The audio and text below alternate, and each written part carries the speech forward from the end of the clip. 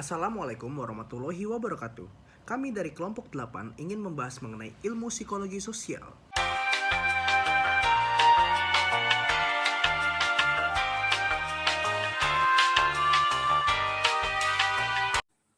Baik, saya akan menjelaskan materi yang pertama, yakni hakikat ilmu psikologi. Secara etimologis, psikologi berasal dari kata psyche yang berarti jiwa atau napas hidup dan logos yang berarti ilmu. Dilihat dari arti kata tersebut, seolah-olah psikologi merupakan ilmu jiwa atau ilmu yang mempelajari tentang jiwa.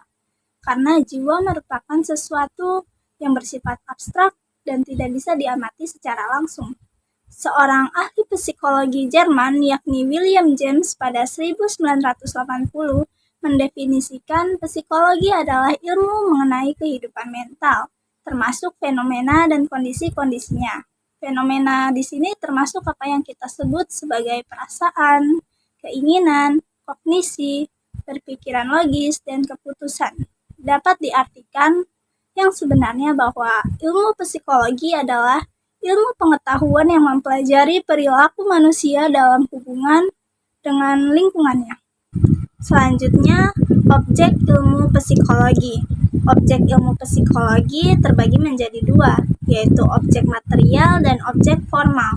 Objek material adalah sesuatu yang dibahas, dipelajari, diselidiki, atau suatu unsur yang ditentukan dan dijadikan sasaran pemikiran. Objek material mencakup hal-hal konkret, yakni kerohanian, nilai-nilai, dan ide-ide. Objeknya adalah manusia.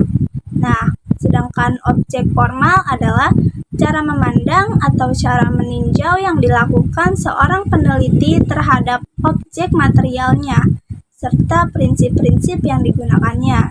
Objeknya yakni adalah tingkah laku manusia.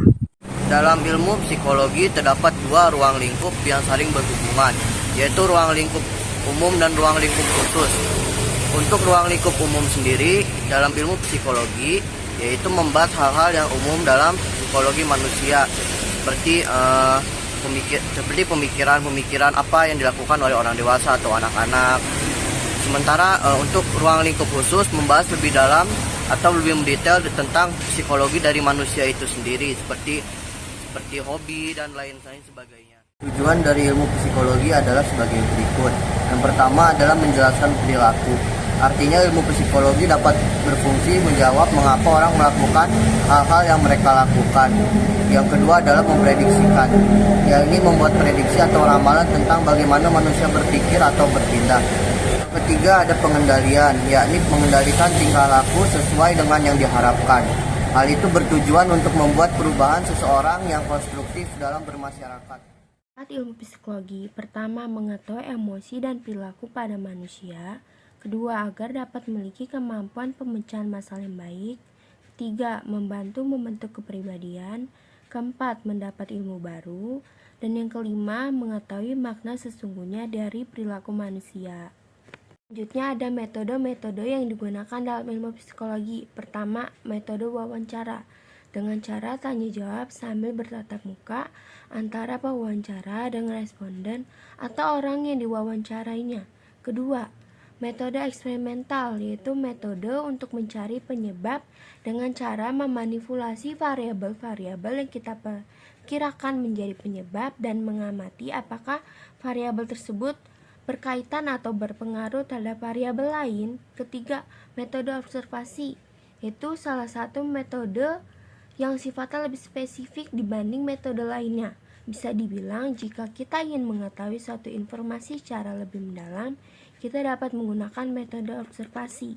Dan yang keempat, metode angket, yaitu metode riset atau survei yang terdiri atas rangkaian pertanyaan tertulis, bertujuan untuk mendapatkan tanggapan dari kelompok orang terpilih melalui wawancara pribadi. Selanjutnya ada teori-teori ilmu psikologi. Yang pertama, teori stimulus respon. Kalau teori psikologi sosial yang ini menekankan adanya hubungan sebab akibat antara manusia. Secara sosial, orang akan memberikan reaksi dari stimulus yang diberikan kepadanya. Maka itulah yang dinyatakan kalau secara sosial orang dapat berubah dengan dorongan yang tepat. seperti manusia mencari uang karena lapar, menangis karena sedih, dan hal-hal lainnya. Yang kedua, teori kognitif. Berbeda dengan teori yang satu ini, bagaimana orang berinteraksi dengan orang lain bergantung dengan apa yang dilihatnya. Pengetahuan tersebut juga membentuk menjadi perspektif dan mempengaruhi perilaku kita yang terkandung dalam konsep dasar ilmu psikologi kepribadian manusia di dunia. Dan manusia akan lebih empati dengan orang yang terlihat susah, miskin atau dianiaya, ataupun mereka akan lebih waspada dengan seseorang yang terlihat sangar, pemarah, ataupun galak. Yang ketiga, teori behavioristik. Pada teori ini lebih menekankan pada cara individu secara organisme membuat respon terhadap stimulus lingkungan melalui proses belajar. Dalam teori ini, hubungan yang terjadi adalah paradigma utama. Menurut John B. Waston, seorang tokoh pendiri aliran psikologi ini, status ilmiah ilmu psikologi manusia menjadi lebih terjamin dengan adanya aktivitas ilmiah oleh prosedur eksperimen seperti pada penelitian psikologi binatang. Dan yang keempat, teori Gestalt. Teori selanjutnya adalah Gestalt dan kognitif. Mereka memandang individu secara agen yang aktif menerima, memanfaatkan, memanipulasi, serta mentransformasi semua sensorik ke dalam struktur yang lebih bermakna. Selanjutnya ada konsep-konsep ilmu psikologi. Yang pertama itu motivasi. Adalah suatu keadaan dan ketergantungan individu yang membangkitkan dan memelihara serta mengarahkan tingkah laku yang mendorong menuju pada suatu tujuan untuk mencapai suatu kebutuhan. Yang kedua, persepsi. Mengacu pada mekanisme yang menjadi alat kita untuk menyadari dan memproses informasi tentang stimulian ataupun di dunia eksternal, baik itu menyangkut kualitas kognitif maupun efektif. Yang ketiga, frustasi. Merupakan suatu reaksi emosional yang disebabkan gagal atau terhalangnya tujuan yang diharapkan. Dan yang terakhir, sugesti. Merupakan bagian dari bentuk interaksi sosial yang menerima dengan mudah pengaruh orang lain tanpa diseleksi dengan pemikiran yang kritis. Lanjut perkembangan ilmu psikologi. Pada 1879, Wilhelm Wundt mendeklarasikan laboratorinya di University of Leipzig, Jerman, yang dipandang sebagai kelahiran psikologi sebagai ilmu. Namun demikian, bukan berarti ilmu jiwa baru dipelajari pada abad tersebut, karena Saint Augustine saat 354 sampai 430 sudah menaruh perhatiannya pada introspeksi dan keingintahuannya tentang fenomena psikologi. Saat Descartes mengajukan teori bahwa hewan adalah mesin yang dapat dipelajari sebagaimana mesin lainnya. Serta pada abad 19 dan memasuki abad 20, dokter berkebangsaan Austria pertama Sigmund Freud mengembangkan metode psikoterapi yang dikenal dengan nama psikoanalisis. Hubungan ilmu psikologi dan ilmu sosial. Kaitan dengan ilmu sejarah, kaitan sejarah psikologis ini mempelajari tokoh-tokoh dalam sejarah. Dalam melakukan sejarah tersebut jelas sejarawan memerlukan ilmu psikologi untuk memahami kejiwaan para tokoh. Sementara itu, kaitan dengan ilmu sosiologi. Ilmu sosiologi mempelajari masalah-masalah sosial seperti kemiskinan dan perilaku menyimpang.